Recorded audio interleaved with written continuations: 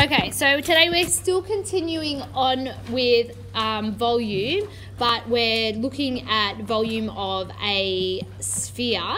So the volume of a sphere, you might also, it's going to be like they'll use like a ball, or, you know, the world is often referred to as a sphere, so things like that. So when it says find the volume of the sphere, correct to 2 decimal places, so we've got to be careful. Now we'll go to our formula sheet and we'll find the volume of a sphere. Here's our sphere down here. So yeah, so we've got our formula here. Be really careful. Often I see the mistake of, so here's the formula, volume equals 4/3 times pi times the radius. Now it's the cubed. When we're talking about volume, the radius is cubed in this formula. So just be careful that you do that on your calculator. So here we've got a radius of 5.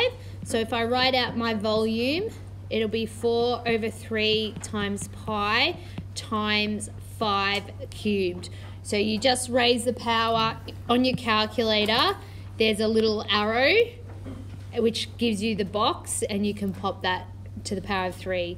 All right, so let's pause that and see what we... Okay, so I got the answer to be 523 point... Now it was 2 decimal places, so 60. It had 598, so that would round to 0.60. And it's a volume, so we measured in millimeters cubed. So there's my final answer. So here we only have half down in the second question. It says find the volume correct to 2 decimal places of the following hemispheres. So a hemisphere is actually just half a sphere. Okay, because when you're talking about volume, it's a solid object, so if you just cut it in half, that's fine. So the formula for this, volume, you're going to do half times the volume of a sphere, like that, times radius cubed. So if you were doing this in...